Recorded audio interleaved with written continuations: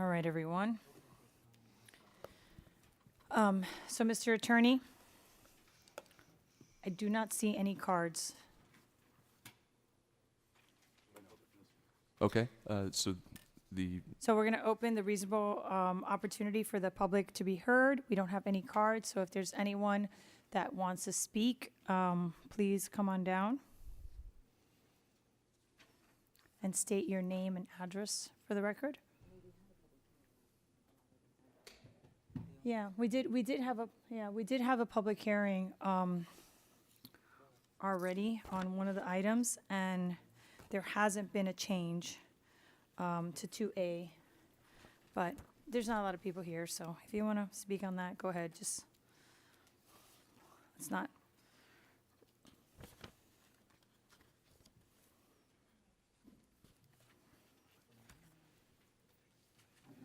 Good morning. Let's get going. Hello, good morning. My name is Thema Campbell, and I'm here on behalf of the Address, please. CBO trust legislation. Can you hear me? Yes, we can, but we need your name Okay. and address for the record before you begin. Before we start Thema the time. Campbell, Yes, address. 1600 Northwest 3rd Avenue, Overtown. Miami-Dade County's 64 safety net community-based organizations collectively serve tens of thousands of residents every year across every zip code and every commission district.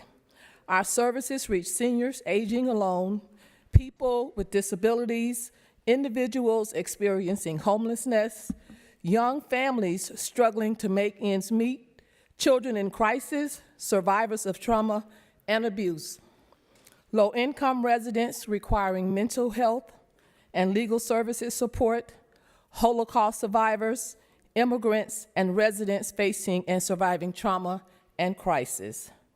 Our doors are open in many cases 24/7, 365 days per year through storms and other severe weather events. These organizations are often the first call and the last line of defense for people who have nowhere else to turn. The work provided is frontline and care that keeps people alive, housed, fed, safety, and with dignity and a chance to survive and thrive.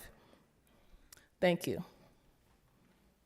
Thank you. Next speaker. Good morning, Beatrice Gonzalez, 217 Northwest 15th Street, Overtown, 33136.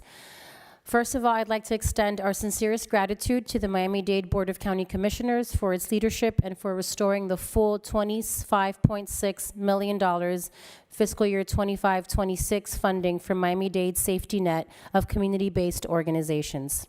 This investment sends a clear message that the county recognizes the essential role that we play in our decades and sometimes centuries-long relationships in protecting the health, safety, and dignity of our most frail and vulnerable residents at the time of their greatest needs. We respectfully ask for your continued partnership in working towards a sustainable, long-term funding solution that allows these services to remain stable and responsive to the community's needs. We also urge that you each make a public commitment that should future budget challenges arise, funding for community-based organizations, the backbone of Miami-Dade's human services system, be treated as a last resort for reductions. Together, we can ensure that Miami-Dade remains a community where no one is left without support when they need it most. Thank you so much. Thank you. Are there any other speakers? All right, with that, we will close the reasonable opportunity for the public to be heard, and now we move on to setting the agenda. Do we have any items that you all want to pull?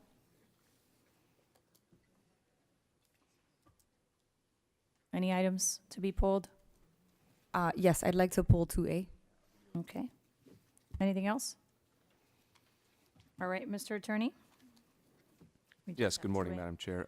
The only change to your final printed agenda is that with respect to item 2B, Vice Chair McGee has assumed sponsorship.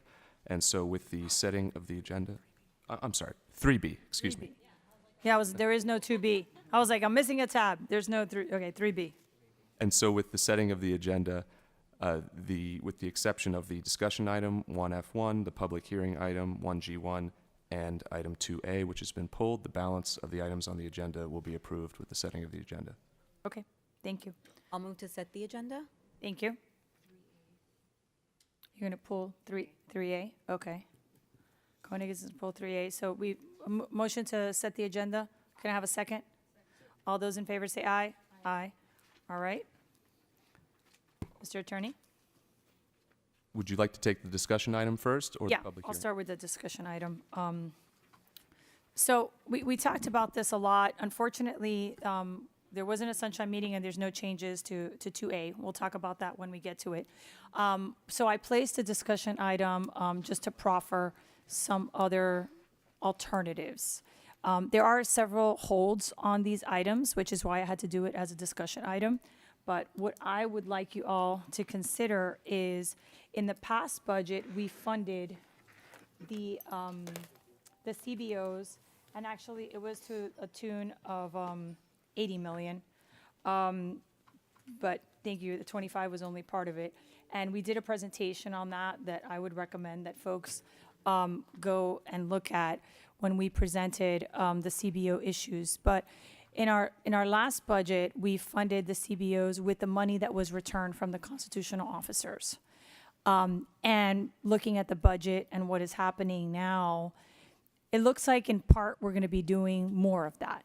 So one of my recommendations is, number one, if we pass 2A or not, I think that we should create a CBO trust fund. So there should be an account specifically for this work. And as we go into the mid-year, thank you. As we go into the mid-year, we know that we are going to get money back from the sheriff, and we could potentially receive some other funding, which I think we should put in that CBO trust fund. So that is not even considering what's going to happen in Tallahassee with property values. But whatever happens with property values happens, potentially a vote in August for the 27 budget cycle. So I would ask you all to consider that. I think no matter what we do, we need to create a fund so that whatever funding mechanism we find, we can put that there and make this a little bit easier. I think one of the challenges after meeting with so many CBOs is the lack of predictability. So I think a CBO trust fund that has money in it as time goes on allows us to A, find different mechanisms to fund the CBOs, and B, gives them predictability throughout the fiscal year as to how much money is there for them. Because I don't think you should be worried, every year. And that's why one of the things I brought up early on when we were talking about the CBOs was to do something similar to what we did with the Affordable Housing Trust Fund. So I would like to hear kind of the board's thoughts on that idea. That has been how we have funded in the past. I think that's where we're going to end up in this year. I don't know what happens in 2027, right? Because we're looking at several things at the state level that, when compounded, are very concerning. There's the property tax reform, but there's also local business tax, right? So there's also items that have to do with local business tax. And if that wasn't enough, the sovereign immunity bill is back, So just to give you all some ideas of what we're talking about, just on those.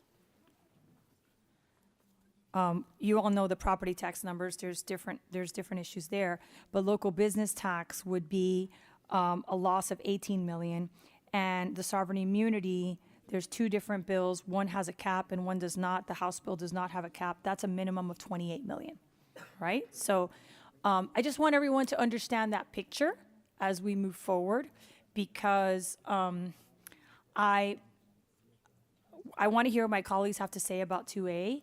I do not think it is the best solution, and I've asked folks to proffer better ones. We haven't seen one, so I am proffering one in the hopes that we'll consider different options moving forward. So with that, I open it up to the board. If there's anything in particular you want to say about CBOs before we go into 2A. Yes, Commissioner Gonzalez. Thank you, Madam Chair. And so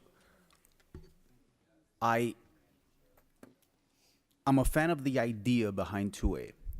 And I think that as a board, I've heard many people come up today and talk about the most vulnerable in our society. And it would not be fair to not recognize the great CBOs in our community that are walking the walk and talking the talk. Something that bothers me sometimes is that I've had conversations with certain CBOs that are doing a great work and are going above and beyond, yet they receive much less funding than others. That's not to take away from others that are getting funding and are also doing good work, but I think that what we're lacking here is we're lacking a metrics that rewards those that are doing the most work. Everybody's doing work. Everybody is helping. You don't go into a nonprofit to get rich. You just don't do that. You go into a nonprofit to help people. And I think that all of the CBOs in Miami-Dade County are living that noble cause. But unless and until we can develop a metrics that can reward those that are doing the best work and perhaps not eliminate, but lower the funding that goes to those that are not impacting as much, then we can't just write a blank check. And in the Intergovernmental Committee, we're going to talk about a different cause that's coming up. But in life, sometimes you need one approach, and then when that approach solves an issue, and that's the point. The point is to solve an issue for the community. When that issue is solved, sometimes another approach is necessary. Sometimes a different organization is necessary. That's not to diminish the great work of other organizations, but it is to allow CBOs to evolve and allow those that are evolving and that are fundraising and that are out there in the community. Sometimes a lot of these people are not getting paid, but it is to reward those that are doing the best possible work. I don't want to say it like this, but with the least amount of funding. You have to reward merit. And so I know that Commissioner Orbis has asked for a report regarding where that metrics exists. I personally need to see a merit-based report. I need to see that metrics, because just like a conversation we're going to have in the Intergovernmental Committee, it's not just about saying, hey, look, here's a blank check and here's a blank funding source, and these are the only ones that are going to get it. We need to identify a funding source, but that funding source needs to go to merit, not just, I've been here for 30 years, I've been here for 20 years. So that's really my 2 cents. That's where I'm at with the conversation. That's where I'm at with 2A. I want to see that merit be rewarded before we establish, hey, we're just going to fund everybody and anybody. Which, by the way, I think the reason that 2A was deferred previously was because there was an issue between whether there's 16 million or 4 million. And I believe in the last budget, the funding was upwards of 20-something million. It was almost 30 million. So just throwing this out there, yes, it would be great to create a trust. It would be great to create a funding source for the future. However, one, what CBOs are going to get that money? And what's the metrics that's going to identify those that get more and those that get less? That's number one, right? And then number two, how much money is necessary. So that's kind of where I'm at. Orbis, Thank you, Madam Chair. Cohen Higgins. Along the same lines as Commissioner Gonzalez, I fully support CBOs. I want to say that because some of them have reached out and said that it seems like we don't, but we do. And in my previous work, I have supported CBOs, and I believe that CBOs do amazing work in our community. So that's not what it's about, and I just want to put that on the record. As Commissioner Gonzalez alluded to, I have a report that's coming back. It's due April 1st, and it asks for the administration to lay out all of the information on the CBOs, legacy CBOs, put it into the buckets of what they do, how much funding they have received, what areas of the community they serve. I think this is important information that we need to look at. I think last budget season, we dealt with a very hard reality check. And I think we should treat every meeting as a budget meeting. We continue saying that, and I think we need to stick to it. So this item actually has a fiscal impact statement from the mayor, and it says that implementation of this ordinance could have a fiscal impact on the county, as this additional fee may be passed in the form of higher pricing. And it also may create difficulties for some small and medium-sized firms to remain competitive. So reading that and not having the information from the report that I requested, which I wish we had it back already, I can't support this right now. But I am fully supportive of CBOs, and I would hope that we can maybe defer this or continue working on it, because I do agree that we need to find a mechanism to help these organizations to continue the good work that they do. Thank you, Madam Chair. Commissioner Cohen Higgins. Thank you, Madam Chair. And I have a question that's more along the lines of a point of order. And the point of order is more for me to gain an understanding of the item that is before us today. It's February 4th. The last time this item was before us was on November 13th, 3 months ago. And I remember the conversation that we had as a body at that time, and I'm actually reviewing the meeting minutes here. And there was a number of representations made during that hearing, either specifically that the body wasn't comfortable with the item at that time. Everybody spoke about how they support CBOs. I think that message has been sent and is clearly delivered.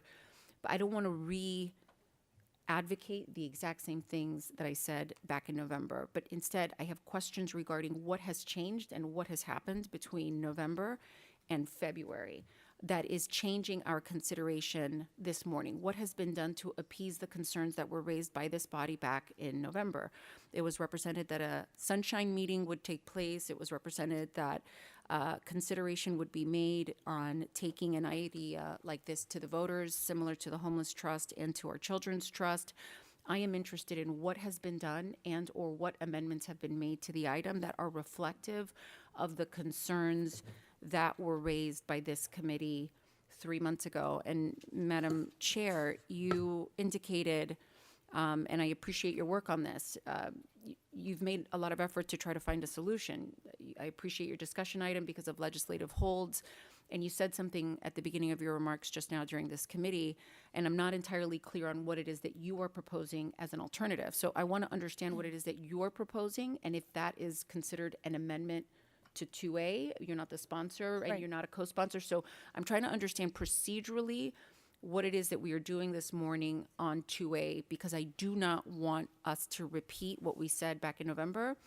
And I do not want the remarks that we make as committee members on items when we say we would like to see this, we would like to see that, and an item comes back in exactly the same form that it was 3 months ago. I want to understand how that is taking place. Sure.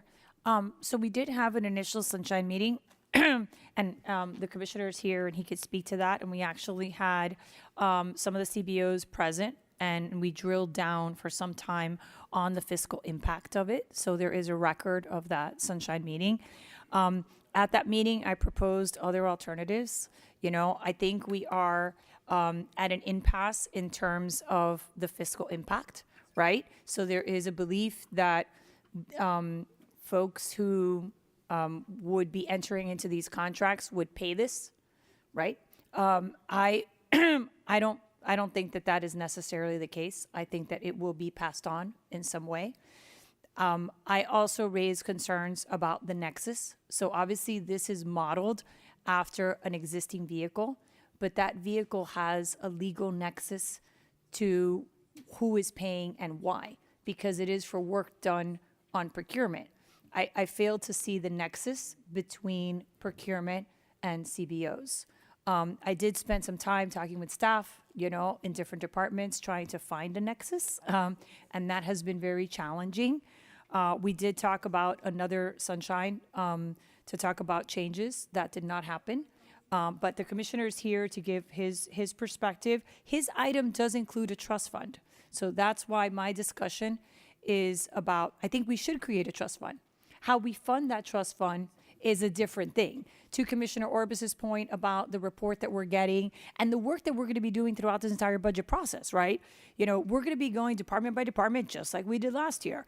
We're going to be talking about the CBOs, just like we did last year. And I think we're going to find ourselves looking at the money that we receive specifically from the tax collector to do some of this funding, just like we did last year. Because if you'll remember, the tax collector, when he was part of this government, gave the county $60 million. So that money has historically been used to fund CBOs in one way or another. Now, if this board decides to make that link and say, we're going to take a percentage of what is returned from the tax collector and put it into a CBO fund, we could do that as part of this process. But I continue to have hesitation about this particular vehicle. I support the creation of a trust fund. I support finding funding. I just don't believe that this particular tax, is the way to do it. It concerns me the legal reasons, and it concerns me the impact on the general fund. Now, that being said, one of the things I was going to bring up, if this board wants to do that, then I would say, okay, we could do it for a year or two and create a baseline and see if it does have an impact. But then you're going to have to weigh a series of other factors, right? Because you have increasing labor costs, there's a series of things. And to Commissioner Gonzalez's point, there is going to be a delta. So we're going to have this conversation anyway, because there is going to be a delta. This item deals specifically with one group of CBOs, not with the other group of CBOs. In our first meeting, we spent some time distinguishing the different groups. This particular group is historically part of the CBOs, and there's a tremendous amount of accountability associated with the work that they're doing. But obviously, we've gotten calls from other folks that are not included in this group. And they're like, well, why are you prioritizing this group and not the other CBOs, right? So it is a multifaceted issue. And as I said the first time that we met on this, I do not believe that for any issue, whether it be CBOs, whether it be dealing with property taxes, whether it be dealing with infrastructure, septic to sewer, I've always said the same thing. There is no one solution. There can be several solutions that compounded, right, resolve your issue. But I do not believe that there is a magic bullet out there somewhere, right, that we plug a hole. And that has proven true budget after budget after budget. So I think if we are going to establish the trust fund and we are going to establish a baseline, we should start with what we know.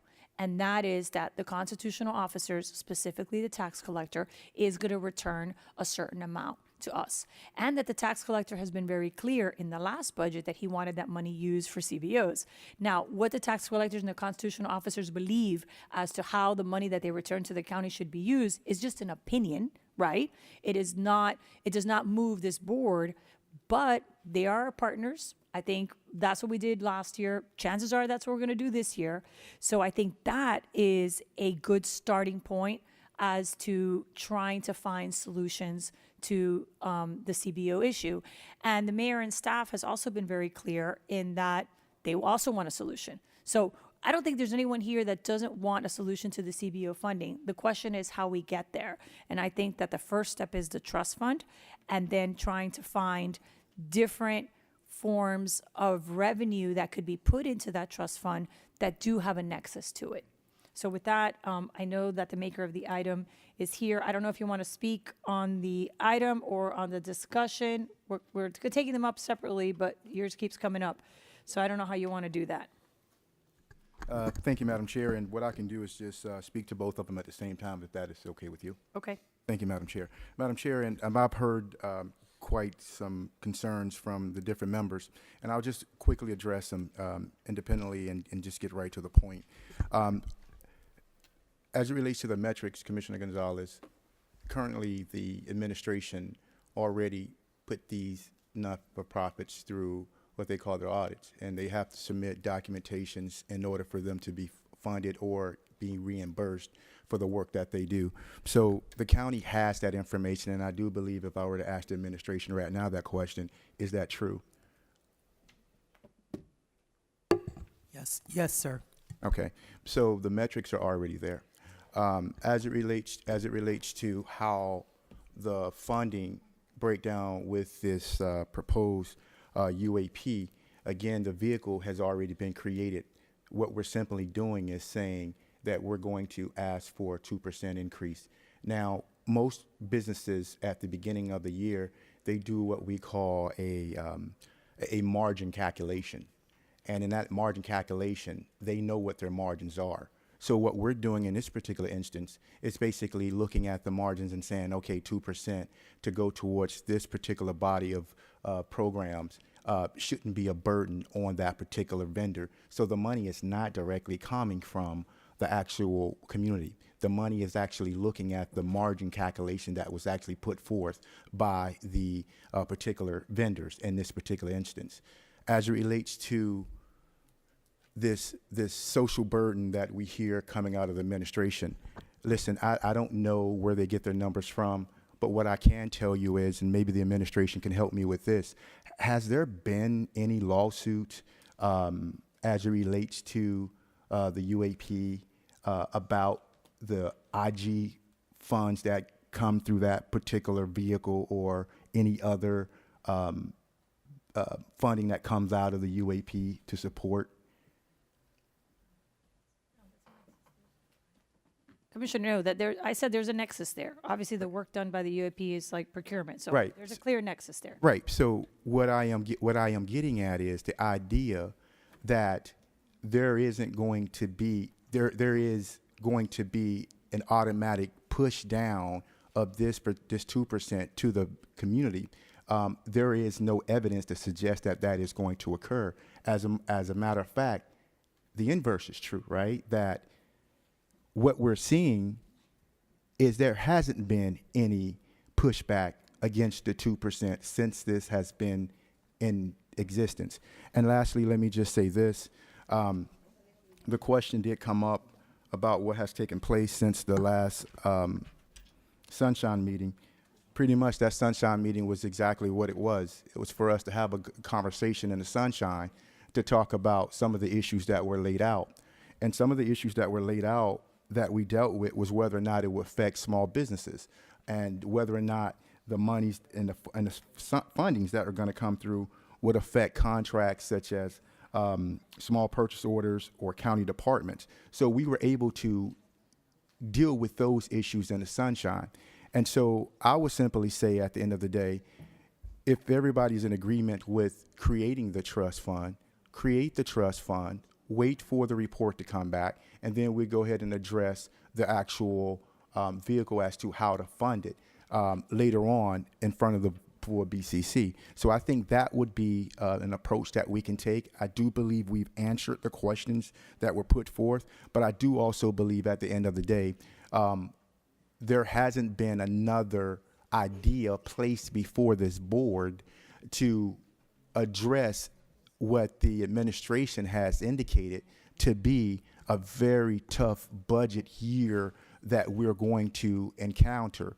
And as we sit here today, again, this has been the one approach that addresses the issues that the CBOs are faced with, in addition to other things. So I would say at the appropriate time, if the UAP is the issue, then what we do is, because this item does two things, it creates the trust and it also creates the funding mechanism. So what we'll do is bifurcate the funding mechanism from the trust, create the trust, get the more information that's been requested, and then when we come back, we can look at the UAP later. Great. And I agree with that, and I'm happy to support that. I will say I just offered an alternative, but we'll get into the alternatives. But I think Commissioner Cohen-Higgins had one more thing, and then we have Commissioner Steinberg that wants to speak. But I really appreciate that, Vice Chair. I think that really does deal with a lot of issues. I think we're all good with creating the trust and then dealing with the mechanism of funding the trust separately as we move closer to the budget and have more information. So, Commissioner Cohen-Higgins. Thank you, Madam Chair, and thank you for answering my questions, and thank you to the sponsor for being here, and thank you both for putting in the work and taking the time to do the sunshine. And frankly, you've given me the answers that I need to feel comfortable with my vote on this item. I think when we try to work collaboratively together to find solutions, and we make that effort and we invest that time, and items come back in exactly the same form as they were before us 3 months ago, it gives me tremendous reservation where there are no amendments reflecting any movement whatsoever. And so I can't support this item in its form today. I believe that everyone's intention is in the right place. Bifurcating and somehow splicing this item on the floor today and saying we're just going to create a trust fund that has no money in it, I don't understand what that accomplishes. I don't think that that appeases our CBO community. I don't think that that moves the needle at all, because the actual difficult work is the funding. The actual difficult work is identifying and finding where this money will come from. And so for me, it is nonsensical to separate it and say, we're going to create a trust fund with $0 and zero ability to fund it, but we'll figure that out later. I think the better policy would be to figure it all out and move the item at once. And we are simply not there yet. And so for me, I can't support this item today. I think that there is a lot of work that needs to be done, and I appreciate and trust that that work will be done. I'm certainly happy to help in any way that I can, but item 2A that is before us in identical form as it was back in November, I cannot support. Thank you, Madam Chair. Thank you. Commissioner Steinberg. Yeah, so obviously we've heard from the majority of this body, and 2A in its current form doesn't seem to have any support. But I guess the question is for the sponsor, and I think we, instead of rehashing everything we discussed at the last meeting, I think there's been progress. I guess my first question is, Commissioner Milian Orbis, do you remember when that report is due? It's due in, okay, so it's due in April 1st, through the chair. They have up to 120 days. They don't have to take the entire 120 days, but it would be due back April 1st. Okay. And Commissioner McGee, you are the sponsor of this item. And I think there is consensus, like you said, for creating a trust, and then figuring out, as Commissioner Cohen-Higgins says, rolling up our sleeves and doing the hard work as to how we find that. I think we all want to see a dedicated funding source, or I do, in some capacity. And if we take in a tier level, like you were suggesting, and I think we can get there. I think it needs work, but I think we can get there. And the question really does become, what is the mechanism to get something to the full board that everybody can wrap their arms around and support? So I think you may have to bring this back in another kind of taken in the feedback, so we have some of these amendments that you heard today, so that we have something more to kind of chew on, so that we can polish it and really send something that we can all be proud of, that the CBOs can support, that we can support, that the public can support.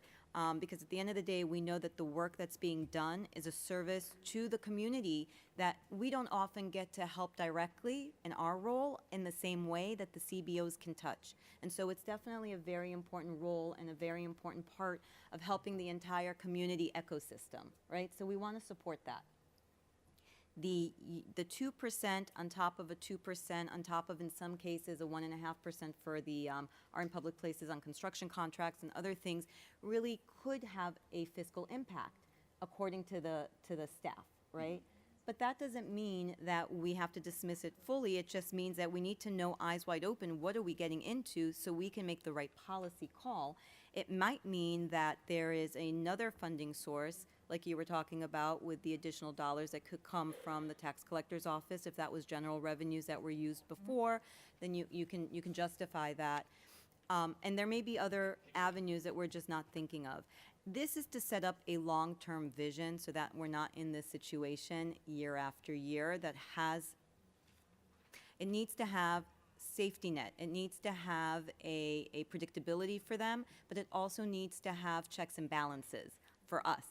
And so I suggest, because we've heard you don't have a vote on this committee, and so I thank you for being here today to present your item, but you've gotten really strong feedback, I think, from the board. I would suggest you come back and work with the CBOs and bring us something that can pass out of committee. Because today, as it stands, it doesn't have the votes to pass. Yeah. Yep, are you done? But I think we can get something. And by the way, I'm okay with creating starting the process of at least saying, philosophically, yes, we're there. Let's create a trust fund, but then how do we find the vehicle to fund it, and what does that look like, and what are the parameters in which the CBOs have to comply with in order to be eligible? Thank you, Commissioner Steinberg. Commissioner Gonzalez, you had a comment? Thank you, Madam Chair. And I do agree with Commissioner Steinberg that a trust is a good idea. Like, I don't want this to go away. And I want to be clear, I don't want this to go away.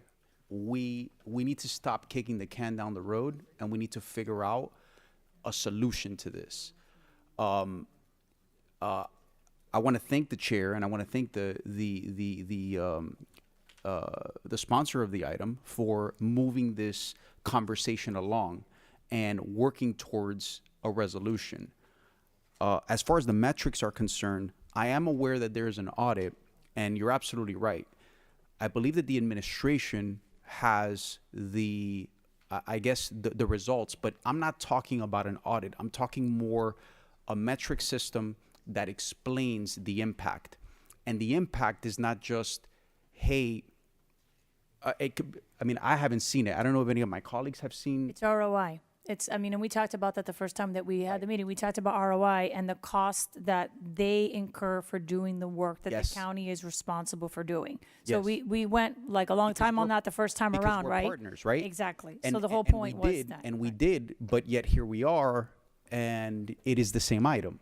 And so that's really my issue, right? My issue is, one, I don't want this to go away. We need to figure out how to resolve this. Two, there needs to be a metrics for the ROI, and if that metrics already exists through the audit, we need to see it, because otherwise I don't think Commissioner Orbis would have wasted her time with asking for that report.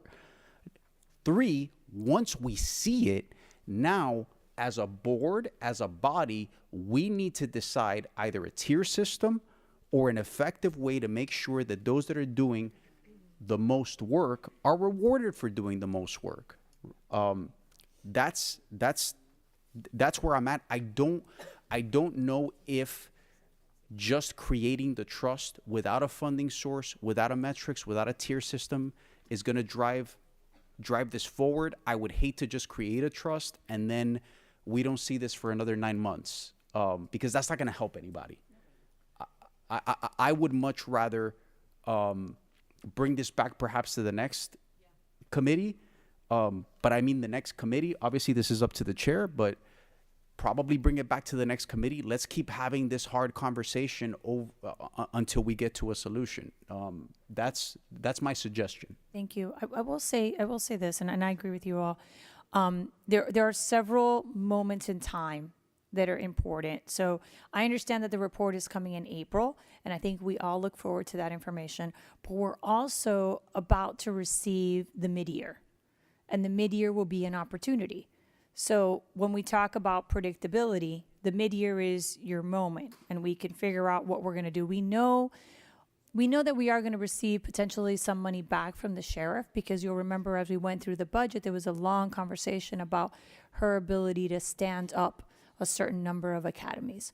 So I think there is going to be something in the mid-year, and there will be a conversation.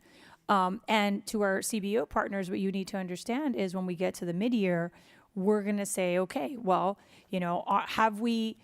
is the camera money that we're getting enough for the sheriff, right? Is the revenue predictions that we have enough? Are we going to go through that analysis of where we are in terms of the budget and what to do with whatever mid-year funding we receive? I mentioned the constitutional officer, specifically the tax collector, because it is within the tax collector's purview to return to the county whatever is quote unquote unused. And I think that it would be beneficial for the board to earmark those funds, because that allows us to better make the case for why that money should be returned to the county. So that it's not just, you're gonna return it because you didn't use it and it goes into some black hole, right? I think that we should incentivize our constitutional partners, you know, in their role as our partners to support the priorities of this county. So I believe that it would make sense for us to, as much as possible, earmark that money towards those priorities so that they can feel part of it. They're not just giving us money back, right? They're giving us money that we're using for goals and priorities and values that we share in common. Commissioner Steinberg. Thank you. Okay, so, I mean, I don't want to see this just hang out here at committee for, you know, with no date certain into when we actually can have this at the full body. So I think we heard some recommendations of maybe bringing some, you know, kind of working on this item and bringing it back next month. Now, that doesn't help those who are on the board who want to see the report before they make a recommendation. So I'm trying to figure this out. From the administration, where are we with that? Because I know some of my colleagues really feel that that's part of how they're going to be able to make a decision. And also from Ray, when are we expecting the mid-year? Because those two things need to go together, because we don't want to miss that window. Through the chair, thank you for the question. The team is diligently working on the item that was sponsored and requested by Commissioner Orbis, and so our hope is to get that to you as soon as possible. I do think, given the time it takes for us to make sure we do a quality job and a comprehensive job, April 1st is the date. We did request that date so that we could ensure it was quality and comprehensive. We are actually working on what we call the true-up, which is the end-of-the-year item, and then anything that we need to do to amend or adjust the current year's budget as a result of that. And so our hope would be to get that moved. First reading, February? Shooting for it. Well, you're pretty ambitious. The new guy is very ambitious. First reading, February 18th. So we're working on that. All right. Okay, Ray. All right. And then the mid-year? Obviously, that's a true-up, but what about the mid-year? I'm not quite sure about the mid-year at this point, you know, the true-up and then anything that we need to reconcile for 25, 26. We're actually trying to move expeditiously so that we can do one of the other things that the board has requested, which is try to give you all regular and monthly updates on the variance between the budget and our expenses. And so our goal is to try to do both of those things, Madam Chair, sooner rather than later. And just to finish my thought, thank you. Thank you so much. I appreciate that. And that gives me that I feel like they are moving. Thank you, Ray, for your enthusiasm. You know, the other final thing is, I know we're talking about, you know, other potential revenue funding sources and, you know, thinking outside the box, like some of the dollars that could come back and you can make the nexus from the tax collector. But I also want to caution us, I wouldn't want to, and I want to let everybody know, I don't know that I want to commit saying the entire amount. Because, I mean, I think those dollars, you know, we all probably understand that there are a lot of needs in a tough budget cycle. Yes, I want to look at a portion of that. Yes, I just want to make that clear. It would be a portion. Because we also have reserves that need funding, and I talk about this till I can make everybody, you know, we can go down the rabbit hole, but our reserves also need to be fully funded, because when times aren't good, we really need to make sure that we're being fiscally responsible. And when times are good, we need to make sure we're being fiscally responsible. But so there are a lot of different really important avenues that those dollars could be used for, but I do think that could be one of those buckets in which we could use for our CBOs. I just wanted to clarify that. Thank you. Yeah, and I will say, we have a meeting April 15th, so assuming that we get the item April 1st. Yes, it's all, it's all aligned, you know? So that's our that's our meeting in April. So it might be a good opportunity to kind of connect those things. And I'll continue working with staff to see what we can find. I think, again, like I said earlier, I think it's going to be funding from several sources, right? I'm not talking about sweeping everything, you know, that the constitutionals, but I think a portion of that could go to this, and then we can try to figure out where else we can find some funding that we can commit to this. I have Carla Denise, but Commissioner, you had it. Yes, thank you, Madam Chair, and I agree with Commissioner Steinberg again, because I thought about that too, right? What happens in the event of an emergency, right? So we do need to take emergencies and making sure that we have the monies for emergencies into consideration, which I'm sure that we all will. I would propose, and I'll motion that we defer it to April 15th when we have the report, but I would kindly request, obviously at the will of the chair, perhaps we can have another discussion item Yes. regarding funding at Earlier, right, earlier. yes. Right, at the next Yes, meeting, but not a sunshine, perhaps just a discussion here. just a suggestion, but maybe we can have the discussion here, and perhaps the chair would invite some of our other colleagues to come and give their 2 cents. That's just a suggestion. Yeah, yeah. Well, first of all, all of my committees, everyone is invited and everyone can speak. So just as a general rule, so I'm happy to do that, and I'm happy to put another discussion item so that we can talk about specifically the funding.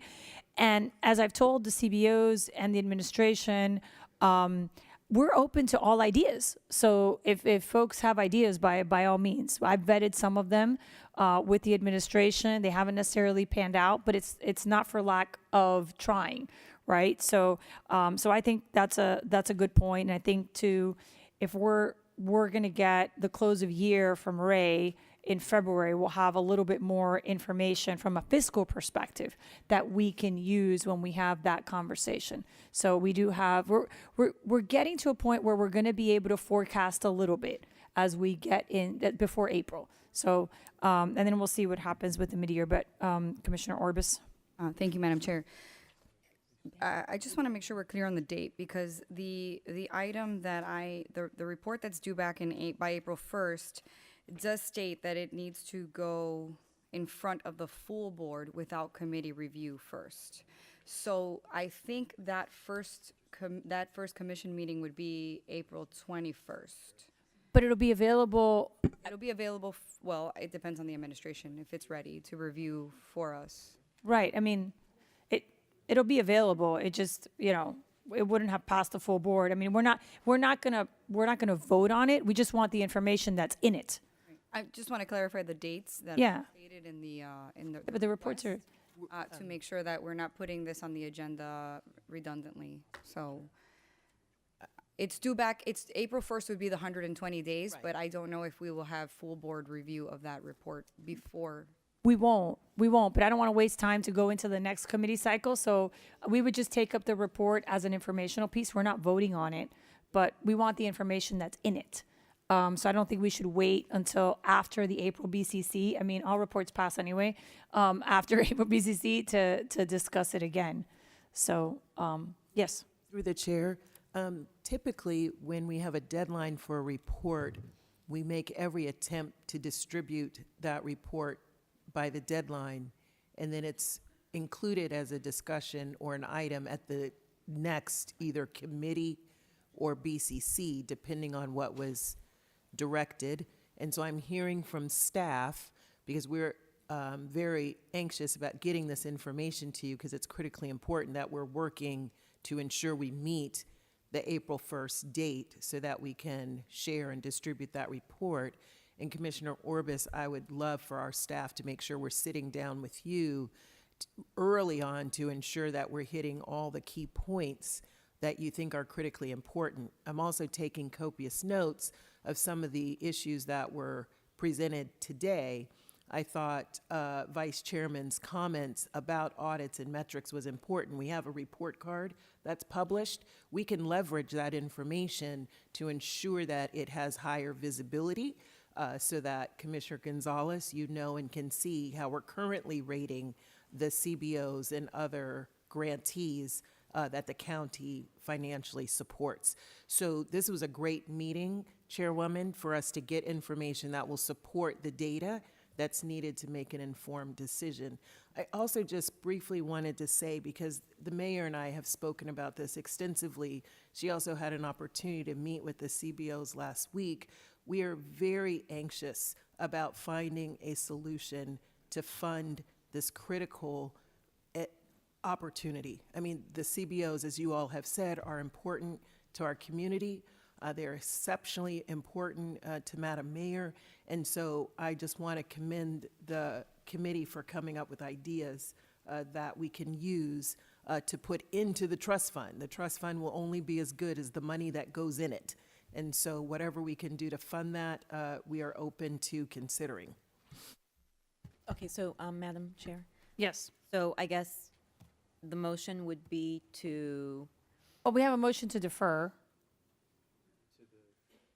now April 15th, I guess. Yeah, that's what we were talking about. So yeah, we'll have a discussion. I'm happy to have a discussion item next meeting and continue talking about it, but he needs to redraft his item, right? We all agree, and we want the information, and we're gonna keep looking for funding sources. So it's a double motion. That's the motion to have a discussion item continue next month on exploring additional funding sources. Right. And then seeing an updated legislative item from the sponsor at our April 15th meeting. Okay, so that's the motion.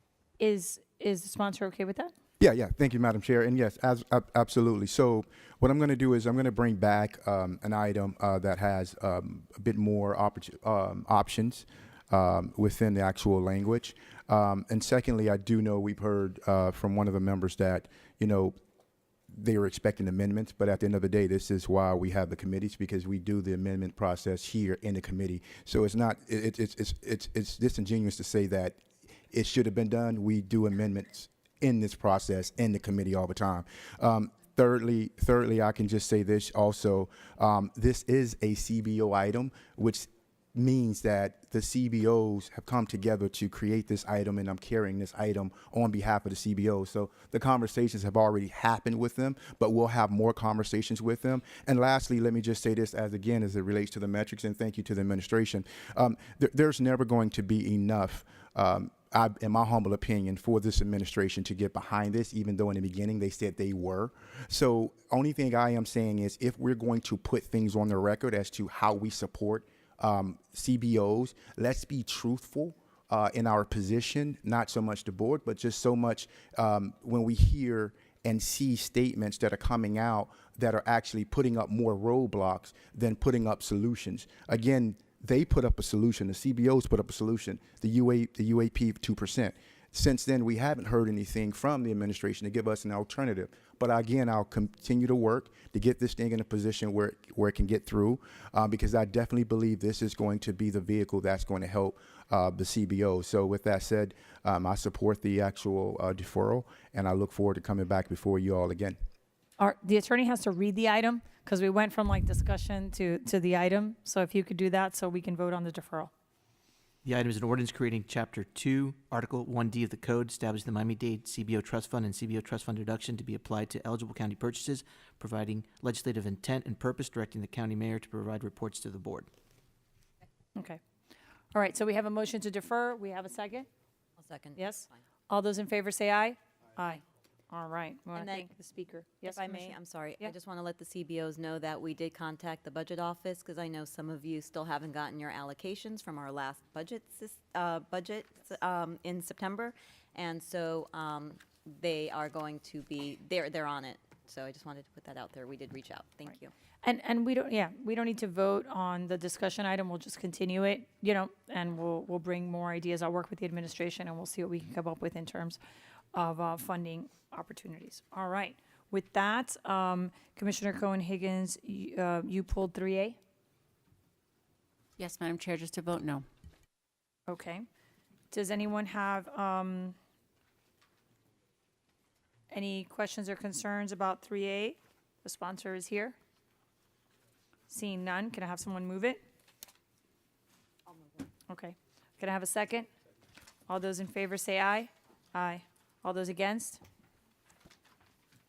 Okay. That's it, Mr. Attorney? Madam Chair, we still have the public hearing item, 1G1. 1G1, right. It's an ordinance relating to the Building Better Communities Citizens Advisory Committee, amending sections 2-1801, 2-1802, 2-1803, and 2-1805 of the code, removing language referencing the county manager and updating language pertaining to committee member attendance, providing severability, inclusion in the code, and an effective date. And this is a public hearing item. I'll second. All those in favor say Ma- aye. Madam What's Chair, a roll call? Sorry. Madam Chair, Public hearing. You have to open the public hearing. All right. I don't have any cards for 1G1. Does anyone want to speak on 1G1? It's a simple cleanup item. Seeing nobody here, we will close the reasonable opportunity for the public to be heard on this public hearing item.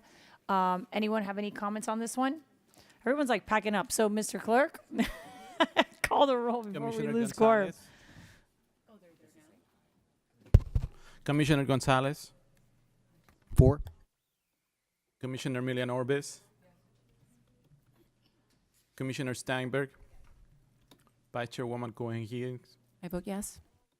Chairwoman Regalado. Yes. Motion passes unanimously. Thank you all very much. And with that, we will adjourn.